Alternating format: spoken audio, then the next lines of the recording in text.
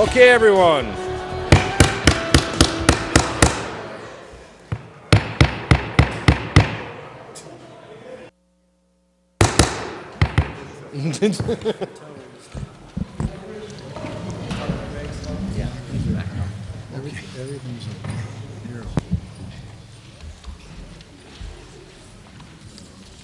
Councilman Cruz was teasing me, said I was hammer happy with the mallet there. Good evening, and we're coming up on the end of this day. My name is Ken Kennedy. This is the Mayor's Office presentation to the Court of Common Council. I'm going to introduce my colleagues. To my far right this time, Councilman Kyle Anderson. Sitting next to his left, my right, is Councilman David McDonald. To my far left is Councilwoman Cynthia Jennings. To my immediate left is Minority Leader Joel Cruz, Jr. With that said, ladies and gentlemen, Al, good to see you. The floor is yours. Thank you, Mr. Chairman, and members of the council. We have a brief presentation. This is one slide, which is our organization for this particular budget item, and we have a second slide, which is the costs. This budget is so tight that all we could afford were 2 slides.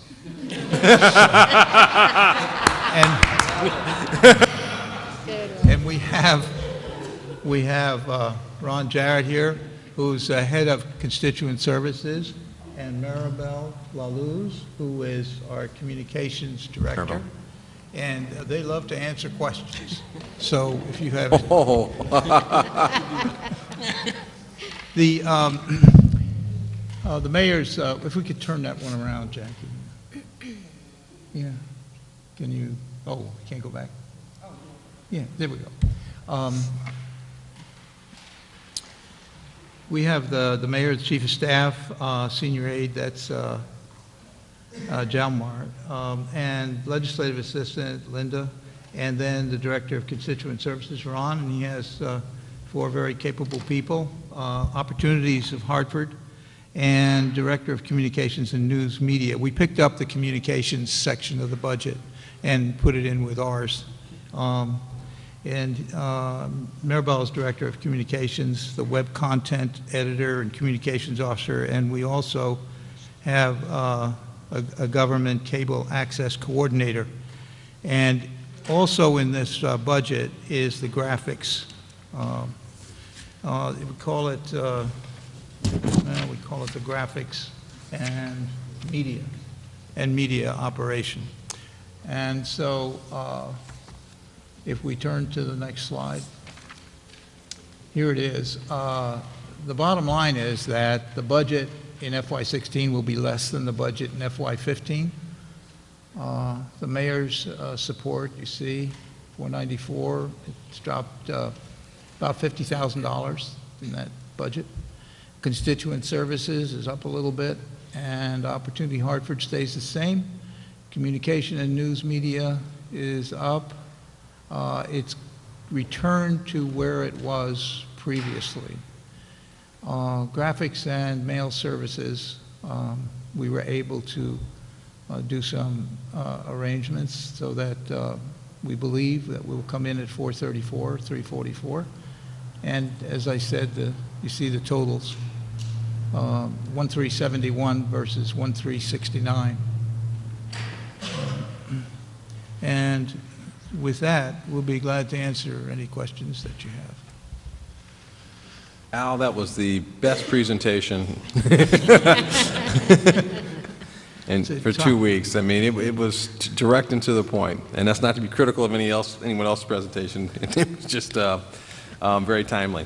I have a couple of quick questions. I'm going to start. The communications, new media, public access. Public access was cut by 10. Is that your department? No.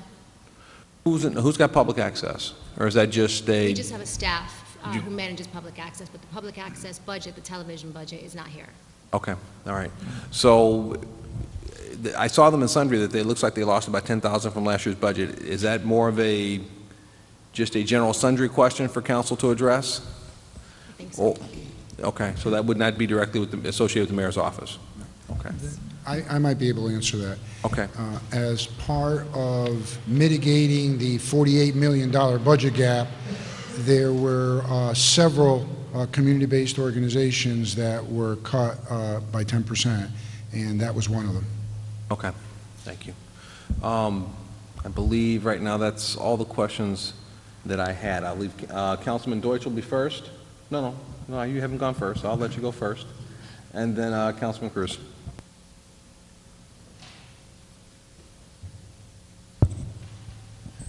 Thank you, through the chair.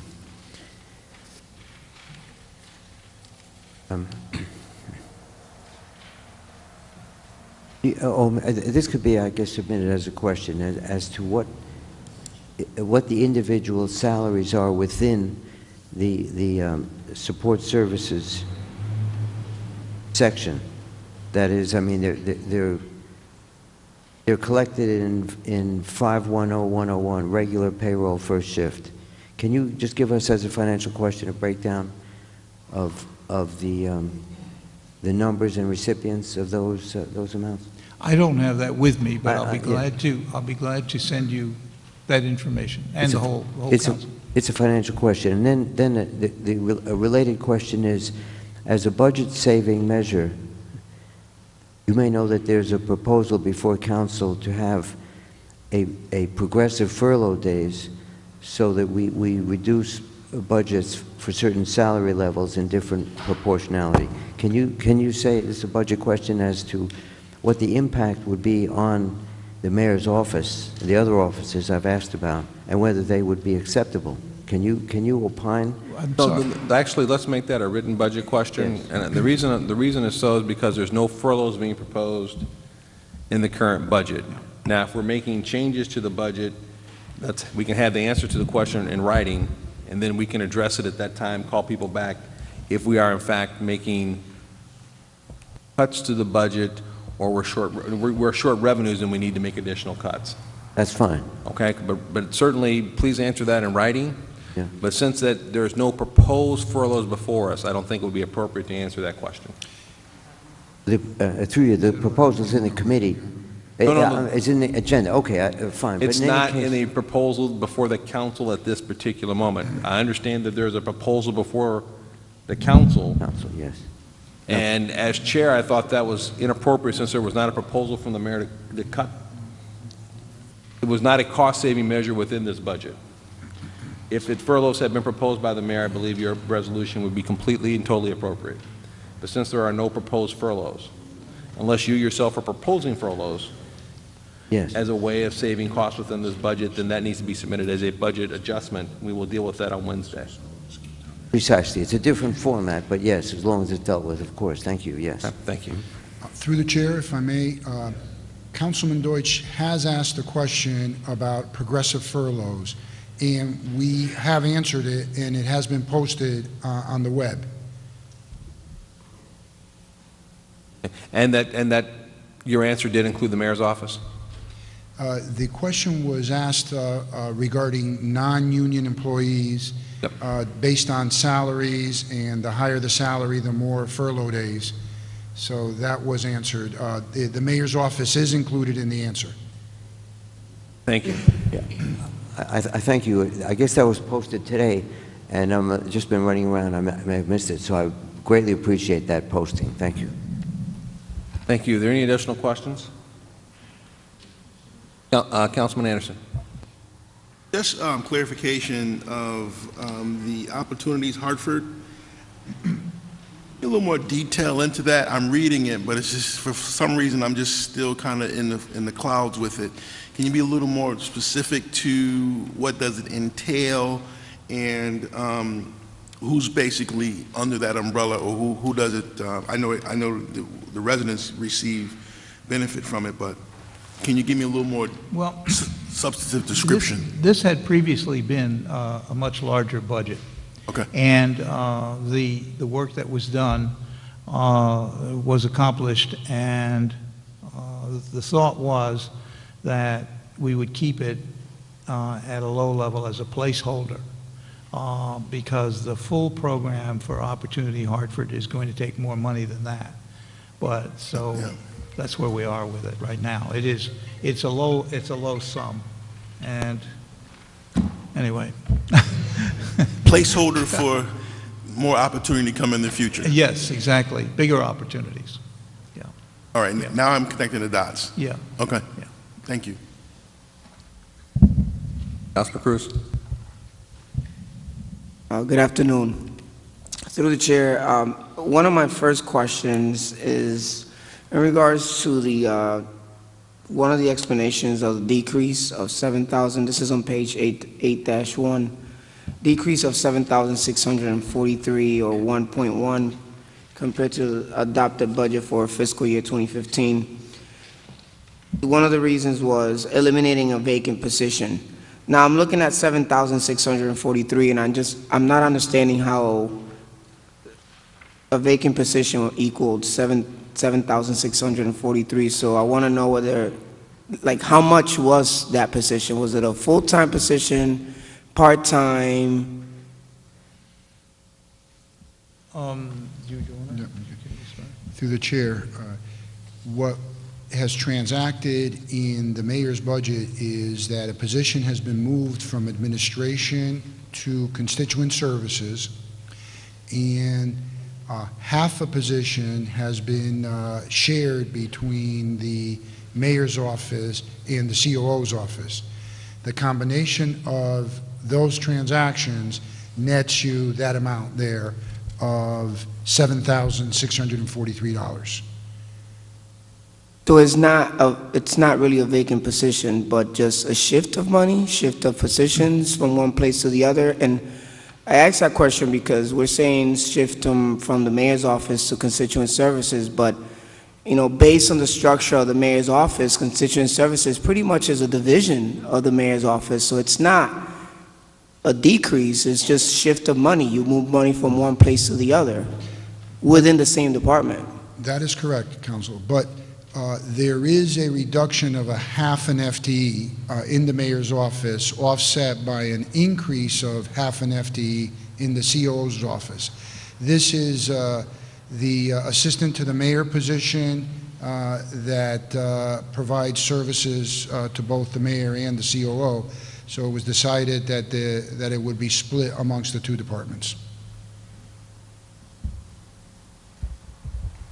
My other question is, you know, every time I look at the mayor's office, I'm usually confused, only because, you know, other departments, you see the department budget, and within that department, you see divisions. Within the mayor's, when you look at the book, you'll see mayor's administration, and then you see constituent services, and now there's placeholder for Opportunity Hartford. But looking at the presentation, so in the budget book, you see quote-unquote 3 divisions. Here on the presentation, it almost looks like we have 1, 2, 3, 4, 5 divisions within the mayor's office. So the book gives me a general fund of $674,000 and $674,600, but yet here I have $1,369,718. If you can just help me understand the reasoning behind it, so it. The way the budget is being presented today includes really 2 departments. It includes the mayor's office and the communication department. They are separate in the budget book, and they're separate based on council appropriation. Could you help me on where in this book can I find communications? Are they a department, or are they part of the mayor's office? Page 16-1.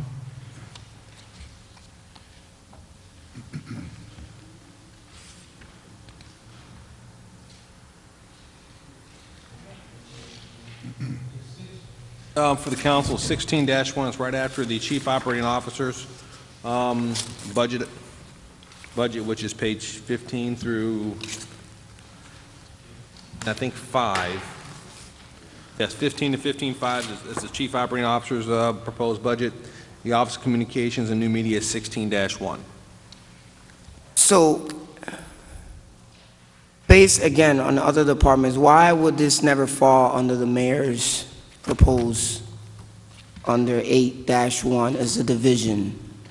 Is it, I mean, maybe I'm not understanding the financial implications or the reason for it. I mean, if you look at the police department, they have divisions. You look at Department of Children, Youth, Families, and Recreation, they have divisions. They all have divisions, and what I'm always confused with is that the mayor's proposed budget and his department, they never have divisions. I'm looking at different pages, different sections. So when I'm looking at it, it can look like it's only 674,000, but it's not. It's more than that. When we look at it, it's 1.4. Historically, the two departments have been separate, and council has always appropriated the funding of each of those departments separately. What Mr. Ilg has done is he's presented them combined for a more encapsulated version of it. But you're right, they are two different departments, and that's the way it's been for quite a while. That's correct. I included it because it wasn't in the list that I saw. Now, maybe I didn't see the right list, but I wanted you to have an opportunity to examine it so that every agency of the government it comes before you. And I didn't want to just do the mayor's office, and communications would be just wouldn't be reviewed. So we included it with the mayor's office. The communications office is in a different place because it provides for the communications of the entire organization, not just the mayor. And the web person, and maybe Mirabel. Well, if I may, I think we can all concede, I mean, the divisions probably started, I think, in the previous administration and how we divided it up, and I've made the same argument you're making now, that both the COO, the mayor's office, and the communications office could be considered in one portion of the budget. Whether you put it in one portion of the budget, where you divide it up, the money is still approximately the same, but I think we all get the point that the mayor's office is really, from council's point of view, larger than the actual budget that starts on page, I think, 8, and goes through. And I think that's the point that my good friend is trying to make. Is that fair to say? Yes, sir. Okay. And I think that point has been made eloquently. I just have one more question, if I may. Under the communications and new media, there's an increase of $43,085. Can someone share with me if that's a position and what would that? Thank you, Councilman. The increase in the communications of $43,000 is because we reinstated a position that was eliminated in the previous fiscal year of $45,000. We operated the last year entirely without an additional person, and the office really was not functioning efficiently.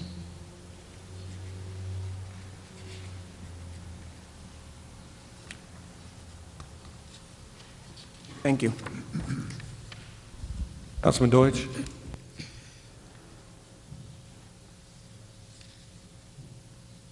Still hungry. On the Office of Communications, if administratively it is not strictly part of the mayor's office, but rather, again, the text that we read are services in general, does that mean, I may have asked this a year or so ago, and I don't know if we've taken it, does that mean that newsletters and publications and communications can also be sent out by council members? Yes, in fact, we do. We recently helped with the Hartford Hires Task Force in supporting that and creating materials for that. Actually, Councilman De Jesus wanted to put out a piece of legislation and alert media about it. We did release that, and got him some good coverage. So yeah, we serve the residents, the council, the mayor's office, all departments to put out information to the public. And we feel that there's adequate budget allocation in case any of the council members wish to publicize either the activities of a commission that they chair or their committee, and have these also sent out in mailings? Mailings, I'm not sure. That's postage. I think that's a separate, that would be a separate budget altogether. But send it our way, Councilman, and we'll get it out there. And through you, are there any restrictions on what can be mailed out within a certain period preceding an election? I have no idea. It's really not a We don't budget mail. question. Yeah, If I may, that's really not a budget question in terms of, the question would be, is there enough money to, within the graphics and mail service budget for individual mailings from the council members? I think that question can be answered. What the law requires or doesn't require is not a question appropriate for this presentation. Maybe it's a question you might want to ask corporation counsel at some point, and that's concerning with state and federal election law. I know, that's why I had a budget spin.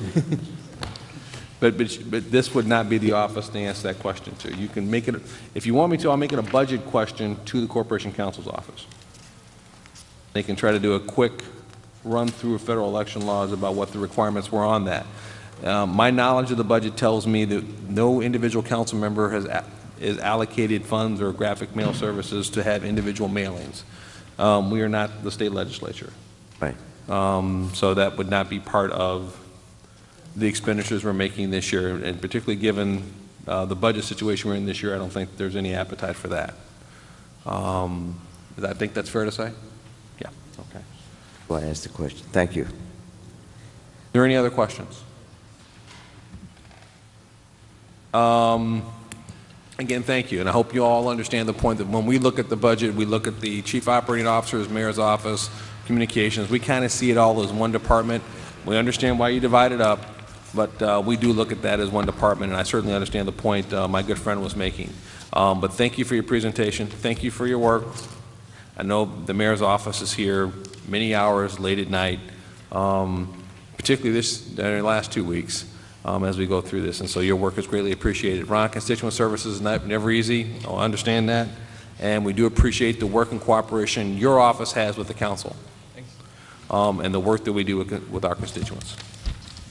Okay. Next up will be the chief operating officer. Thank you very much. Thank you. Next up will be the chief operating officer. We'll take a couple of minutes before we start that presentation. Thank you.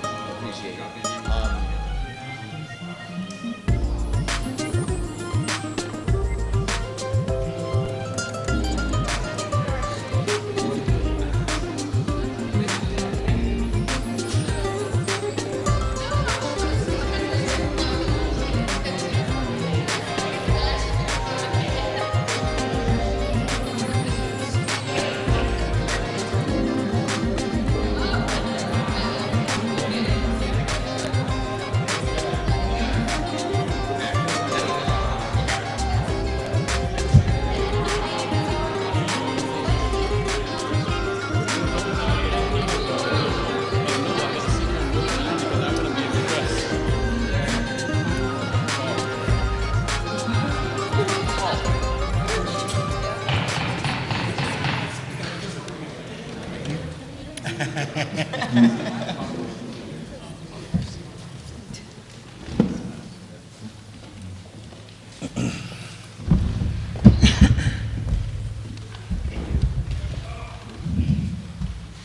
evening.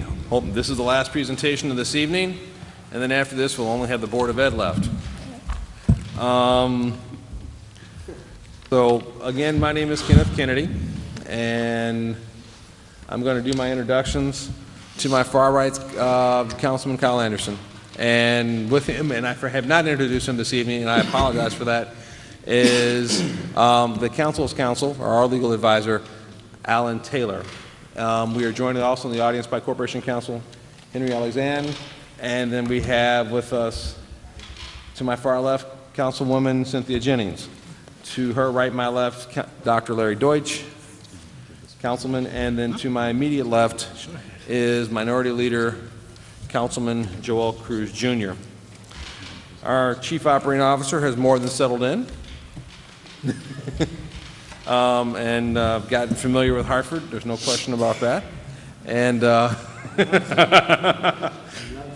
and clearly loves the city. So with that said, Darrell, the floor is yours. Thank you very much. Thank you, Mr. Chairman. You're absolutely correct. I am very happy to be here, continue to be. I do love Hartford, and I am very happy that I've been embraced the way that I have over the past year. This evening, I'll give a presentation that covers what is known as the Office of the Chief Operating Officer. Some know that the office includes several divisions. Several, I can say, is 3, yes. There is my office proper, which is my principal responsibility. Go back one. My principal responsibility is to serve as the mayor's professional administrator across city departments. But that last bullet on this slide, I think, really captures it. There are not set responsibilities other than serving as the purchasing officer for the city. Others are as delegated by the mayor, so they can change over time. They can be more or less, or anything in between. The next slide shows the organizational chart for my office. As shown, I have an executive assistant. Everyone knows and loves Maritza. Off to the right is the assistant to the COO that's in the same office space as me, Faith Evans, who is to my far right. But down below, the 3 areas that I have, and I'll focus on the middle and the left, the Livable and Sustainable Neighborhoods Initiative and the Office of the Purchasing Agent. Just briefly, the capital management, those 2 positions were introduced in the current year's budget. We have been seeking qualified applicants for those positions, but have been unable to. The titles are pretty descriptive for both of them. Unlike a construction project manager that manages one project, I'm looking for really more of a program manager to manage multiple projects across the city, and then the quantitative support from the capital projects analyst. In the LS&I area, I have 3 assistant to the COOs. 2 of them are to my left, Mr. Ronnie Vasquez and Breon Golding. There is 1 vacancy in LS&I. Actually, for the assistant to the COO, there are 2 vacancies. The second one is the administrative clerk, which we're continuing to interview for. The largest area in my office is the purchasing agent. Hopeful that you and everyone knows what the purchasing agent does. They're responsible for the acquisition of all goods and services at the City of Hartford, not only for the city, but also for the Board of Education and our other boards and commissions. We have multiple folks, most of which who are behind me. There's one to my far left. She is the purchasing agent for the city, Tara Washington. I think everyone knows her. Anytime you need something, she's the one that can figure out how to get it in a quick, timely, and cost-effective way. But of course, she does not do it by herself. There are several men and women behind me that I would ask to stand and be recognized as the balance of the Office of the Purchasing Agent that's able to join us tonight. Yes. There were more here earlier, but as it is approaching 8 o'clock, That's my fault. and partly mine, I'll take some of that blame as well. But there are 9, I believe, 10 people in the office of the purchasing agent that do all of the things shown in the boxes, from the procurement specialist, the supplier diversity coordinator, contract compliance. We've got 2 project managers for contract compliance with dedicated administrative support. And I'll pause here for a second because throughout the budget hearings, various council members have asked questions about improving contract compliance at the city. What this organization chart reflects are some adjustments that we've made as well as an addition. We have 2 contract compliance project managers. Previously there was 1, and the administrative support was rather decentralized. So given the need in this area because of the growing assisted projects that we have, the growing number and volume, dollar volume, we have adjusted to have the 2 contract compliance project managers with dedicated administrative support. But that position in the box to the right of the purchasing agent, the senior field representative, is a new position that is being proposed in the mayor's recommended budget. That senior field representative will report directly to Ms. Washington, but will work for both of the contract compliance project managers. They'll be one of the people that are out in the field making sure that the things that the city council and the mayor require to be done are being done. That senior field representative will greatly improve our ability to have additional eyes on the ground and making sure that our contract compliance efforts are not perfect, but better than they are today and have been in recent years. Will those 3 individuals be able to get that, I mean, the 2 existing and the new position, will that be sufficient? Similar to the issue in the fire department with fire inspectors, we've done some analysis and we can come up with a much larger number, more people, more dollars, but we're going to take this incremental step and see how much we can get done. And as we get fiscal 16 under our belt and are into the fiscal 17 budget development, we'll have some experience and we'll be able to determine at that point whether or not this is enough or if we need to add more resources.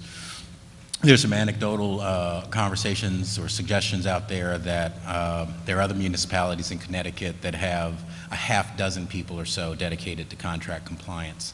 And why can't we be like them because they're doing such a better job? We're trying to work towards what works for Hartford, not what's working somewhere else. As you led, I'm very happy to be here. Hartford is a great capital city.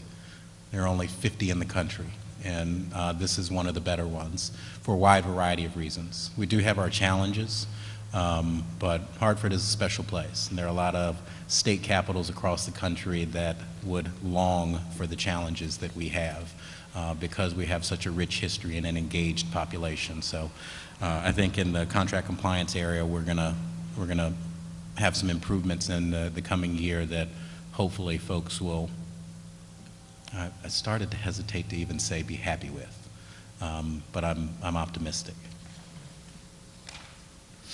The next slide shows our recommended budget, general fund budget.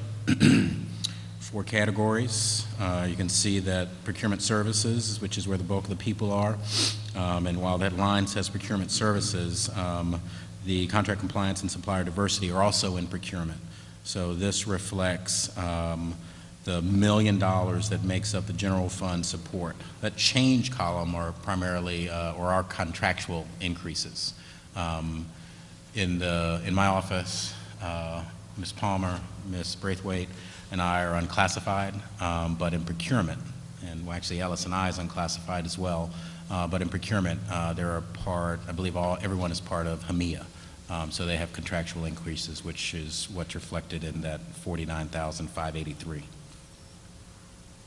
I'll move through the balance of these slides quickly because I know it's been a long process. I wish this were the end, but I know we have one more. So I'll move quickly. If you have any questions, please don't hesitate to ask them as I go through or afterwards.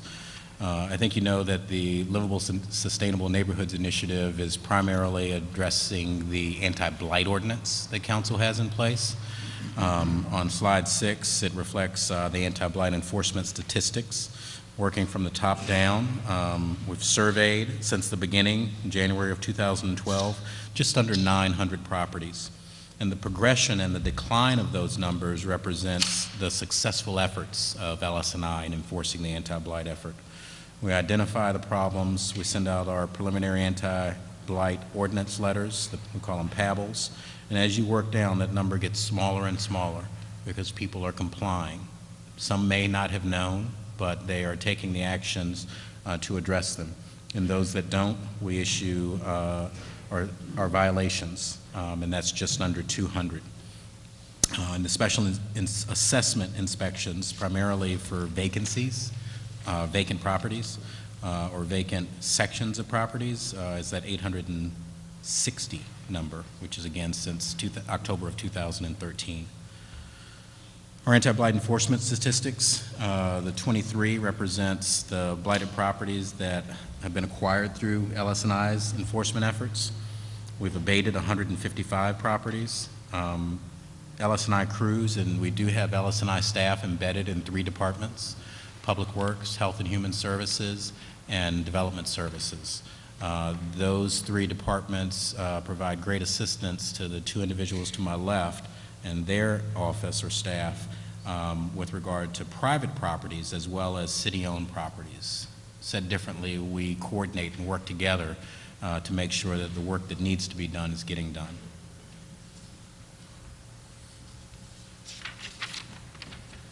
Collections. The anti-blight ordinance established an anti-blight fund. So the monies that are generated from citations or the reimbursement for cleanup efforts go into the anti-blight fund and then can only be used for anti-blight efforts. It's revolving, if you will. So as you can see, for this fiscal year, the 10 months of this year, we've certified just over $200,000 to the tax roll and have collected just over $170,000, again, into the anti-blight fund. And there's a value at the right of just under $400,000. And by the LS&I crews, including those embedded in the 3 departments, working to clean up City of Hartford properties, we've saved about $180,000 by not having to contract out for those services. The Hartford Restoration Project does exactly what it says. Pictures, they say, speak 1,000 words. The 4 images at the bottom, I think, really tell the story, what they look like before and what they look like after. The reality is we have more applicants than we have dollars. So there is the proverbial waiting list, waiting for additional funding to become available each year. And as additional dollars become available, we undertake additional restoration projects. The last slide under LS&I has some more pictures to the right. If you've been down Franklin Ave, you may have seen one of these power boxes. When we initially kicked it off, you may have seen some of the images or renderings down in the atrium when they were on display, and the artists hopefully had an opportunity to meet them when they were here. But this is an effort with the city through collaboration not only for city-owned boxes, but with MDC and the power companies. But more importantly, down the center of the page, it reflects a variety of the quality of life and blight prevention efforts and our partners that we work with on a variety of fronts, whether it's our great work with Knox that I think most are aware of, but also our anti-graffiti efforts. One of the things that I like the most about LS&I is the first dash under the second bullet, that's standard operating procedures. The ability to take what may be a complex issue or an issue that's not being achieved very well within any of our departments across the city, tear it apart, put it back together, and provide the department with some improvements through policy and procedure on the tasks that they have at hand. The Blighted Housing Review Committee has just gone through its 2-year initial assessment process. we're reviewing just over, or just over 300 or just under 400 properties. And that's a 2-year process to try and identify properties that are vacant or blighted. And there, of course, are legal requirements on how we go about getting to what was shown on a previous slide with regard to the assessment, the special assessment, primarily for vacant properties. We've had throughout the winter, you heard during the Public Works presentation, the anti-litter campaign and the garbage, litter, and debris task force. We're starting to see some fruit from that where, as someone mentioned earlier, departments are coordinating better. And as the warmer weather continues and Public Works gets ramped up, I think that we'll have an improved experience this summer, spring, summer, and fall as compared to prior years. That's a point that I'd like to take the opportunity to impress upon not only the council, but really for our residents and our businesses that are watching. You know, the city can't do everything, right? Everybody has to give their part, do their part. The simple concept is take care of your little piece of the world, whether it's where you live or where you work. Downtown, north, south, west. If you take care of where you are, then the whole city will be taken care of. We are going to do what is our responsibility as government, which is caring for the entire city, the infrastructure. We're going to pick up the trash, we're going to pick up the leaves, we're going to pave the streets, maybe not as fast as some would like, but we'll get to them. And we're going to serve the governmental function. But if we can have more of our residents and businesses rowing in the same direction, I think we'll all have a slightly higher quality of life that we could be proud of. The last section has to do with procurement. As I mentioned early on, procurement is responsible for the acquisition of all goods and services at the city. You have this presentation electronically, but I'll kind of get through these numbers quickly just to give you some perspective. This fiscal year, to date, 10 months in, our purchasing staff has competitively solicited 127 projects, and with today's activity, that's probably up over 130. They've processed purchase orders, just under 6,000 of them. And the numbers here are interesting because some think that purchasing is just the city, meaning not the Board of Education, but at the bottom half of the slide, you see that purchasing does it for both the city and schools. I am the purchasing officer for the city of Hartford, not for the city administration, but for the city of Hartford. And our purchasing office processes all of those. The hundreds of millions of dollars split between the city and the board. You can see that the board's numbers are slightly higher than ours from a dollar perspective, but their actual transaction or purchase order processed is about 4 times higher than the city's. The largest purchase orders, which represent about 37% of the total, are primarily for school needs. As you look through them, you'll see electricity, you'll see the Dillon Stadium purchase order, which is opened, which is why it shows up in this year's activity. Most of it is for school transportation. We have Keeney Park in there, the renovation for the Keeney Golf Course, as well as the Weaver High School for Newfield construction and the design with SLAM Collaborative. At the very bottom, you'll see the Park Street Streetscape Phase 3 pass-through of just under $4 million. Those are the larger purchase orders that have been opened this year. On the supplier diversity front, we have 240 certified businesses. The largest category are certified minority businesses at 127, followed by the Hartford businesses of that 240 subset. There are 83 that are in Hartford, followed by women and small businesses. The direct purchase order, you can see the quantities there, the largest being purchase orders to certified small contractors supporting our small businesses with the business that the city conducts. And at the very bottom, the MWB subcontracts, with 61 of them for just under $5 million. And these are awarded this year, so it's unlike the purchase orders processed. The purchase orders processed, there are purchase orders that were open last year. And because they're for capital or things, they cross over the year, but we're still processing from them. So the count will seem high when you go back and look at that slide as compared to the ones that were opened this year. So a fuller understanding of how all of these metrics work together would definitely be beneficial, and we look forward to answering any questions that you may have. This contract compliance slide, which is the second to last slide, shows how we have fared for capital projects, grant projects, assisted projects, and the very bottom shows the 15% MWBE subcontractor utilization.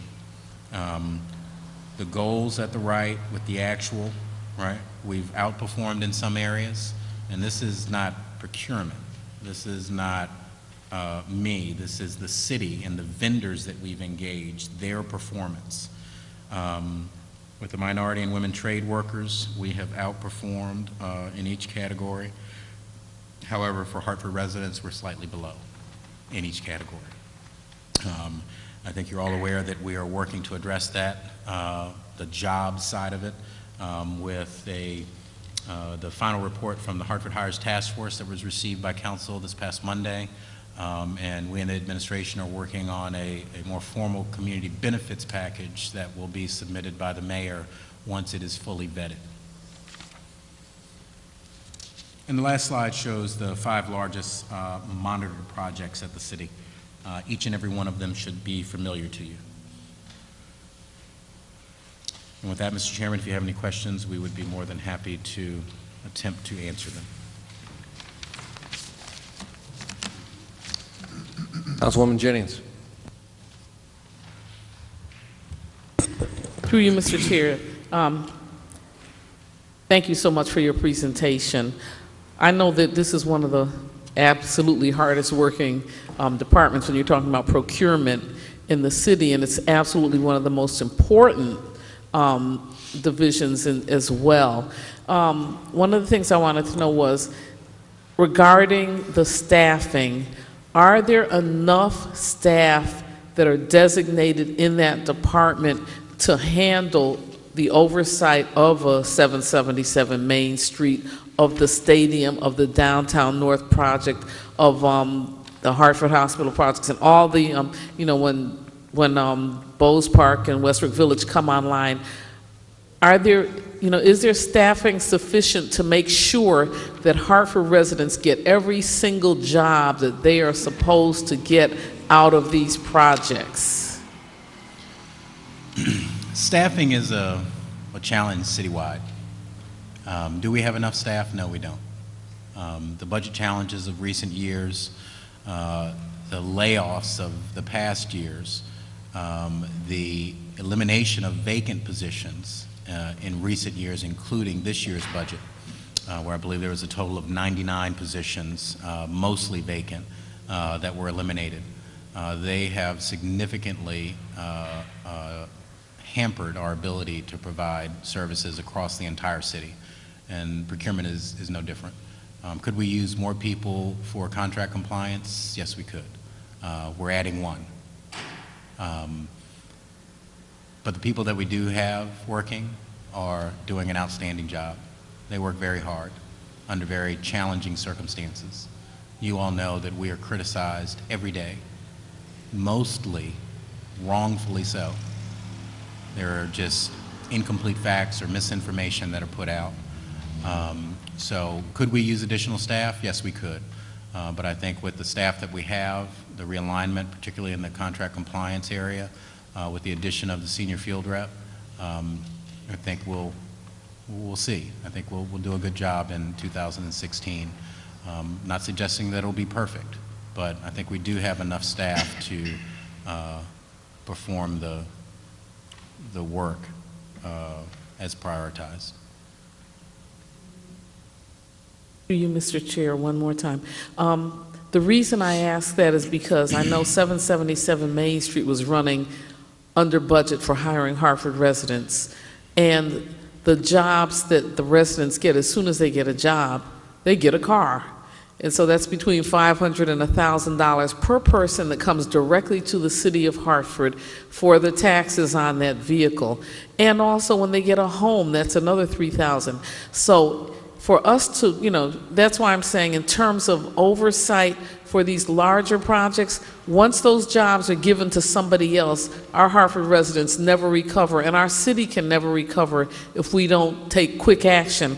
So I'm just wondering, is it possible, or is there a contingency plan if it's not enough staff, to at least maybe switch some of the duties or move some staff into that area to make sure that these projects don't hire individuals that are not Hartford residents and have our money go out the door, and their money, the residents' money? Jobs are it's a difficult subject to talk about. People have very strong feelings about them. The positions that we have at the city, we have ultimate control over who we hire. But I know from our hiring efforts that that's tied to qualifications and experience. And where we engage contractors, vendors, for services where they have hiring requirements, our hiring requirements to meet, I know that they look at it with a similar eye that I and we do, which is finding someone who can actually do the work that's required. It is very unhelpful to have someone in a position who can't do the work of the position. I would rather have the position vacant. So with all of that, what I am saying is that while I will do any and everything that I can to get a Hartford resident who is unemployed a job, it also requires on the other side that they do their part in helping themselves find a job, right? We have millions of dollars that we put into Hartford and infrastructure. We have requirements in place that those vendors hire Hartford residents, right? But just like the vacancies that I have at the city, I am unwilling to hire someone who can't do the work of that position, and I would not burden one of our contractors in hiring someone who cannot perform the work that's needed for that particular position. Thank you. I just wanted to say that I'm not debating hiring unqualified people. I'm talking about all the qualified Hartford residents that we have. Out of 123,000 people, we have qualified residents. Maybe Yes, our ma'am. outreach needs to be a little more efficient, but we do have the people that can do the job. I'm absolutely not talking about hiring unqualified people, but I am talking about is there a mechanism in place where we can stop a job if they're not if they continue to hire outside of the agreements that they enter into with the city of Hartford, particularly when they have tax fixing agreements and other agreements. If they're not going to hire our people, we certainly are not. The suburbs are certainly not going to hire them. Yes, I mean, part of the contract compliance work is having those that are required to meet our metrics demonstrate that, one, they've met them, and if they haven't met them, they have to demonstrate how they've attempted to meet them. So I would say yes, we are doing that. Thank you. If I may, and I think in terms of trying to figure out how we structure and pay, if the council were to determine that we needed an additional position other than the additional person and the three you've recommended, for the school building committee, as a school building person who serves from this council on that committee, I know a lot of their compliance is paid for by the contractor, but the contractor doesn't work for the city. That contractor paid by the companies that they're supposed to be supervising for contractual compliance, which is always an interesting position for the person that's doing that contractual compliance for obvious reasons. Have we looked at trying to set up a system where we have the contractor still pay for it, but that person come on board either to the city, either within the school building committee process or within the projects that we, even some of the projects that we've seen on board that you just had up there. We're thinking, one, obviously about the big project for the stadium, but just trying to think a little outside the box. Is there any other way financially, rather than us just simply just paying for it out of operating expenses, get some of the additional, and this is going to be a larger problem as projects start to come in, and we know that is happening. How we're going to make sure we get the contractual compliance piece handled from our own perspective, and without necessarily overburdening our taxpayer, if that makes any sense. Yeah. Yes, I mean, I think what you're suggesting is whether or not those vendors, the contractors, could contribute towards city staffing positions. I believe they Yes. can. Yeah. I think we also have the ability, as we do in some areas, to charge positions to our capital improvements program. Those are for our projects, and I think the school building is a good one because of the magnitude and the dynamic of it. We're always doing it. You know, there are positions of the city that we charge to the capital improvement program less than 100% because we have to be able to defend to the IRS that those positions are working on capital. And if only a portion, like my position, a portion of my position I work on capital, I could charge a portion of it to the capital improvements program. But where there are positions that 100% of their work is related to the capital improvements program, we have the ability to do that with some certain limits as dictated by the IRS. So I think school building is one of the areas where if we did have city staff for contract and compliance that we could, it's not that the vendors would be paying for it, but it would be part of the capital project itself and not part of the general operating budget. Well, a potential way to do that is not even from the vendors, just put it within our own capital budget for some of the projects we are improving. Mm-hmm. And then that cost is absorbed that way, then we can add potentially a position to handle those projects exclusively.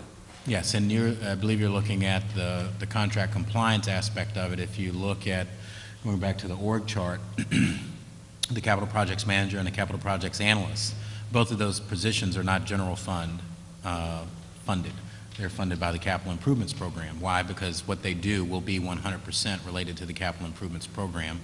I think the suggestion that in the contract compliance area, you know, I think we have the ability to do that now with some of the positions that we're hearing. I do believe a portion of them are charged to the CIP, but a portion of them, because not all of the projects that they're monitoring are city CIP projects. 777 Main, for example. That's a project that we're doing compliance on, but it is not a city-funded CIP project, maybe partially. We ran into this discussion, I want to say, 2 years ago, I think, with the treasurer. And I just want to make sure if we do that, because I think it's an interesting way to go at that, to do some of the things we're looking to have done in terms of increasing contractual compliance. I just want to make sure we're not accused of trying to push operating expenses or inappropriately over to the capital budget. And you're a finance person, so I know you're very well aware of that. But as long as we can do it and everyone is on board appropriately, I think it's something maybe we should try to discuss in the next couple of days if we can add a position that way. Sure. If it's not appropriate, we wouldn't be allowed to do it, not only from our finance department and our annual external audit, but yes, as you're aware, things that are charged to the CIP, particularly the issuance of debt, are the responsibility of the co-signers, the mayor and the treasurer. We both have bond counsel that does the tax analysis. So before we charge positions to the capital improvements program, everybody essentially signs off and says, yes, this is appropriate, and it passes the IRS test. Dr. Deutsch.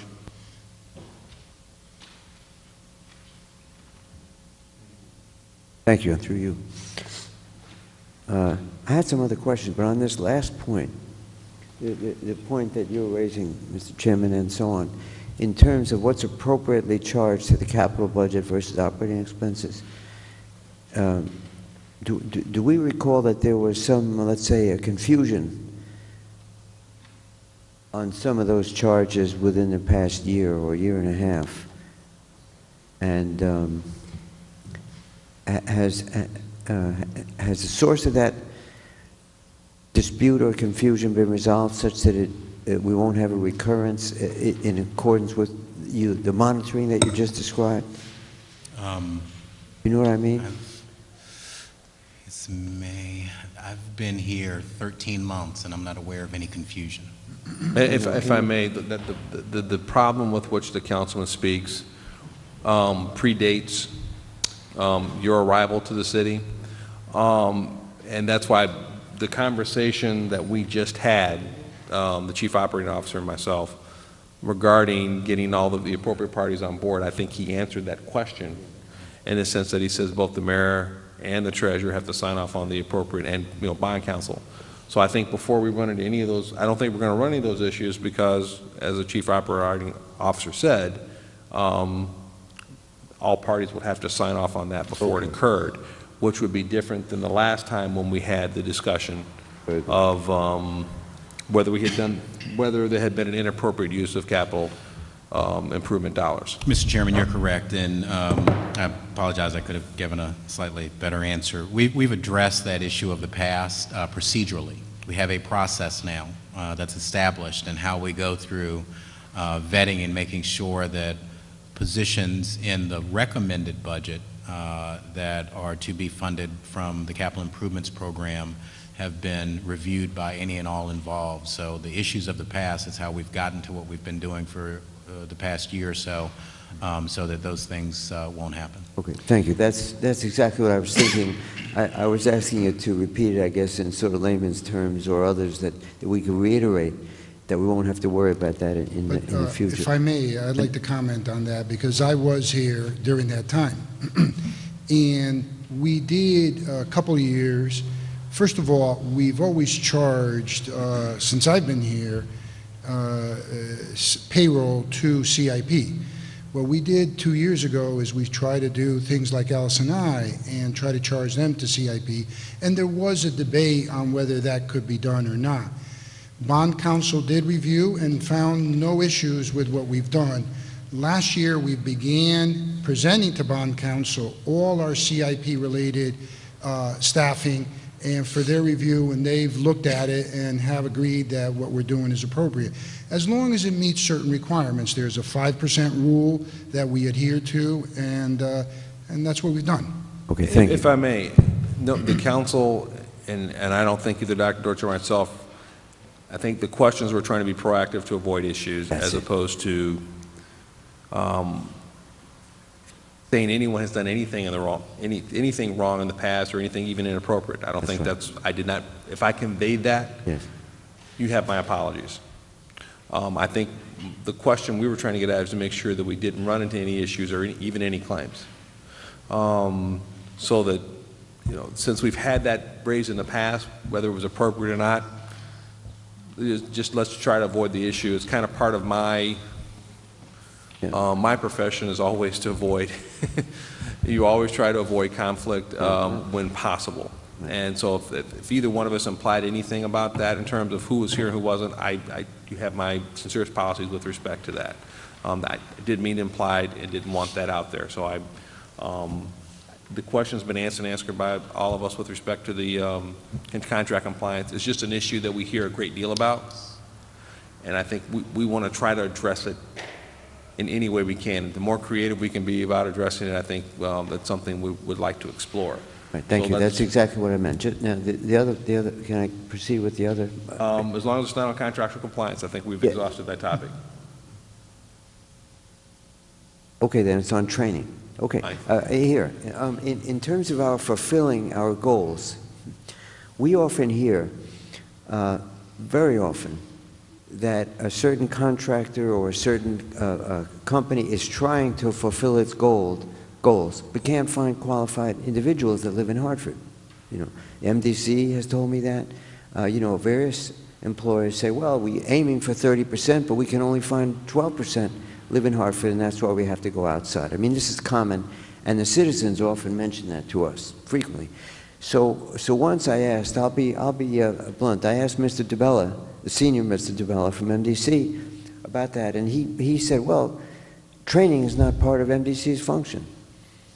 And I had to look at him a little bit because there are times when in order to meet a goal, you would think that you might look at certain individuals who are almost qualified. As you said, we wouldn't ask that.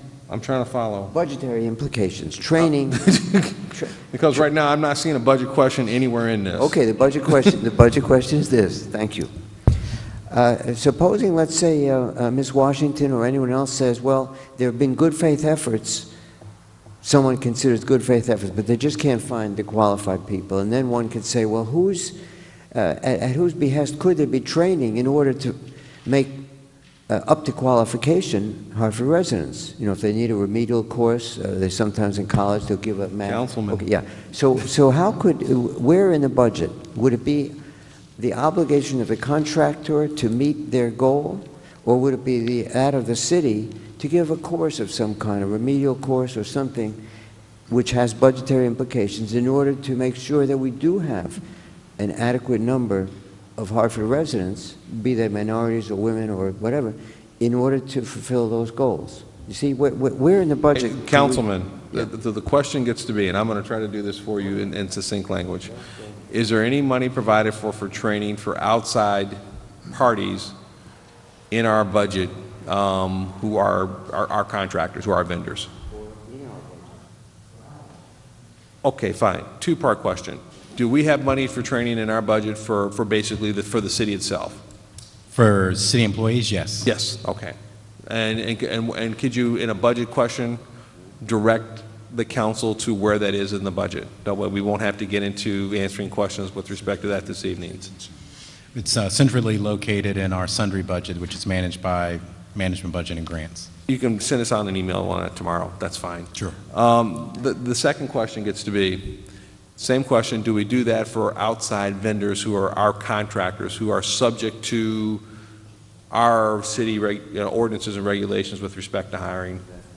I think that's the councilman's question. The answer is no. We do not provide city funding to train vendors' employees.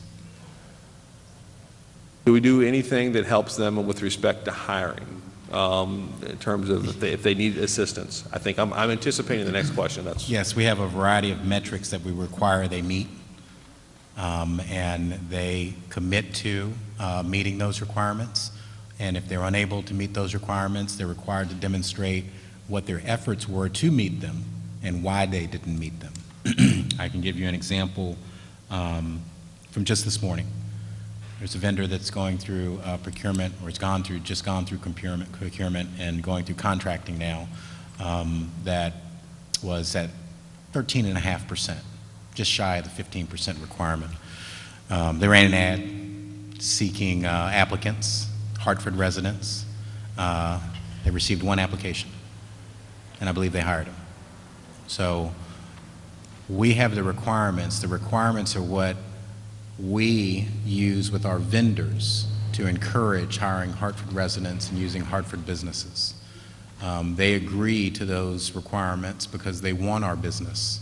So that in and of itself contributes to the vibrancy of our economy and the hiring of additional Hartford employees.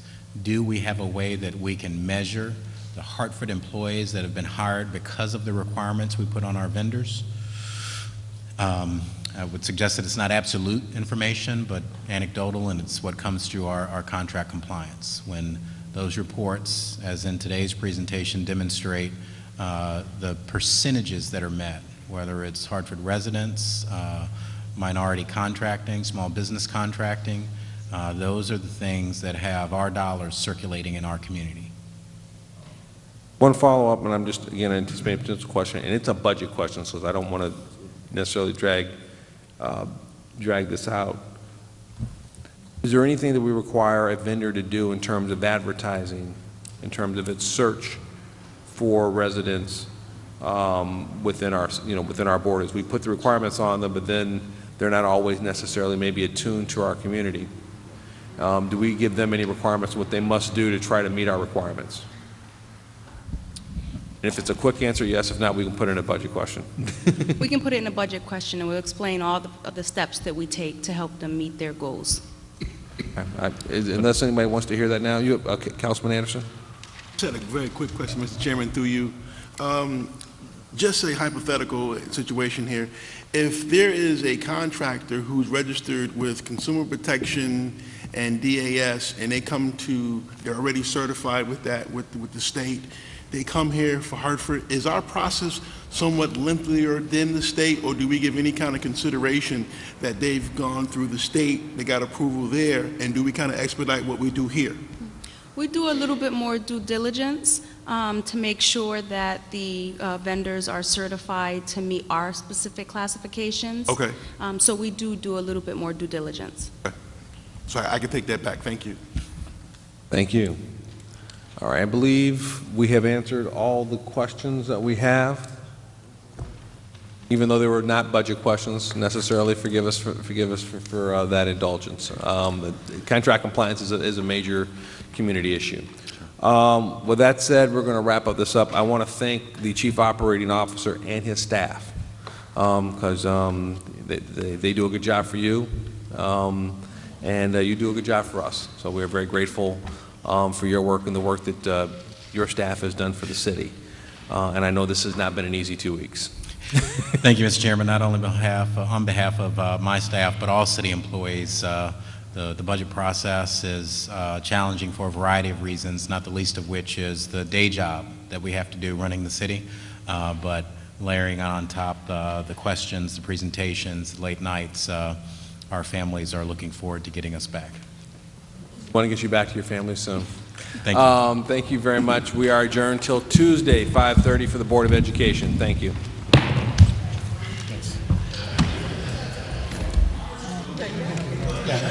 Yeah,